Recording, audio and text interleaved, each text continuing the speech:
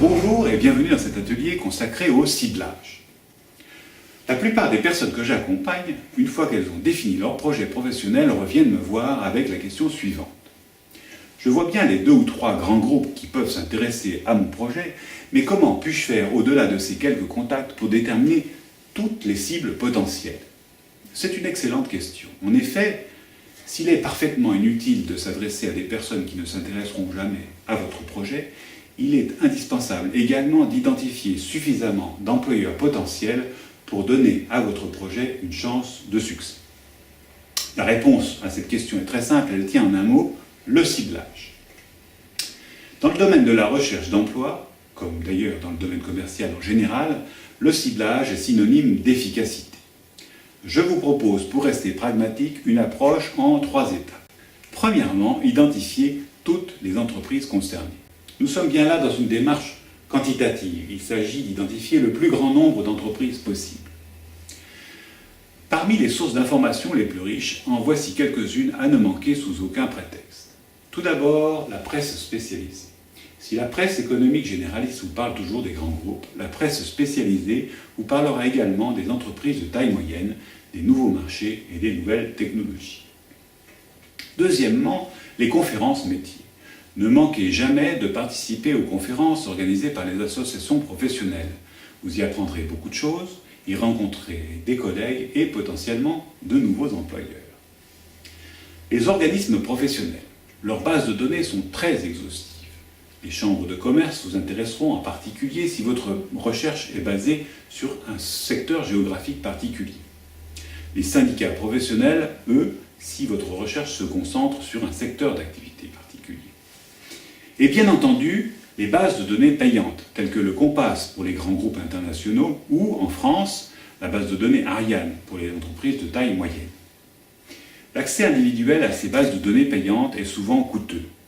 Cependant, il existe de nombreuses médiathèques qui vous y offrent l'accès gratuitement dans le cadre de leur abonnement annuel. Ces bases informatiques ont un gros avantage, c'est qu'elles vous permettent de faire des tris et des sélections selon vos propres critères. Dans un deuxième temps, vous allez devoir sélectionner dans cette liste des entreprises qui correspondent réellement à votre projet. Nous entrons là dans le domaine qualitatif et il s'agit désormais de limiter la liste à un nombre d'entreprises plus gérable en se basant sur 2 critères, l'adaptation de l'entreprise à votre projet d'une part et son adaptation à votre personnalité d'autre part. Sur le projet tout d'abord, sans vouloir rentrer dans le détail puisque chacun d'entre vous aura ses critères personnels, je vais vous donner 3 exemples pour vous guider. Si vous êtes par exemple un ingénieur passionné de projets technologiques complexes, vous allez privilégier les entreprises de grande taille et en bonne santé financière ou les startups ambitieuses. Si vous êtes plutôt un business developer ou un manager opérationnel, alors sans doute allez-vous préférer des entreprises en cours de développement ou voire en difficulté.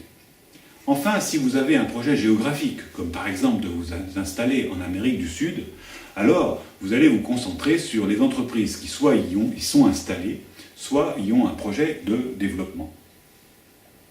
Je ne vais pas m'attarder trop longtemps sur ce sujet, qui est somme toute relativement simple à comprendre, puisque très rationnel. Par contre, le problème de l'adaptation à votre personnalité est sensiblement plus complexe. Il s'agit d'éviter ce qu'on appelle l'erreur de casting. J'entends par là ces situations que vous avez peut-être connues pour vous-même ou pour certains de vos amis, dans lesquelles, quoi qu'on fasse, ça ne va jamais complètement bien. Après quelque temps, ces situations dégénèrent toujours dans une démission ou un licenciement extrêmement mal vécu. Ce qui se passe en fait, c'est que les entreprises, comme les individus, ont une personnalité qui leur est propre et qui se traduit dans ses produits, ses services, ses relations internes ou externes, ses valeurs et tous les actes de la vie. Si cette personnalité est trop éloignée de la vôtre, restez à l'écart. Vous pourrez faire tout ce que vous voulez, jamais vous n'arriverez à vous intégrer pleinement. Soyez très vigilants, car ces erreurs sont très frustrantes, car totalement inexplicables. En plus, elles ont tendance à se reproduire, alors attention, il y a danger. La difficulté, c'est que l'on est ici dans quelque chose d'inexplicable, d'irrationnel. Donc, ne cherchez pas à comprendre, suivez votre intuition. Si vous n'avez pas envie de travailler pour telle ou telle entreprise, rayez-la de la liste et passez à autre chose. Troisième étape, identifier les contacts au sein des entreprises. Jusqu'à présent, nous avons parlé d'entreprise. Mais, même s'il est vrai qu'au bout du compte, votre embauche se concrétisera par un contrat entre l'entreprise et vous, il n'en reste pas moins que le recrutement est avant tout une question de personnes. Pour lancer votre recherche d'emploi, il est donc impératif de trouver au sein de chacune des entreprises les contacts qui vont s'intéresser à vous. Bien souvent, le réflexe est de s'adresser au directeur des ressources humaines sous le prétexte que cette fonction est en charge du processus de recrutement. Sauf si vous avez l'intention de travailler dans cette fonction particulière, c'est une erreur. Votre contact privilégié, la personne qui au bout du compte décidera de votre recrutement, est votre futur chef direct. Vous devez donc identifier dans chacune des entreprises cibles les fonctions, services et filiales qui peuvent avoir besoin de vos compétences et trouver le nom du responsable, car au bout du compte, c'est lui que vous devrez convaincre. Dans un premier temps, vous devez trouver son nom, sa fonction, son adresse postale, son email, son téléphone et n'oubliez pas le nom et les coordonnées de son assistante. Vous enrichirez ensuite ces informations au fur et à mesure de l'avancement de votre recherche. Voilà, une fois terminé ce processus, si votre ciblage a été efficace, vous devriez vous trouver à la tête d'une liste d'une 50aine d'entreprises et d'une centaine de noms de personnes.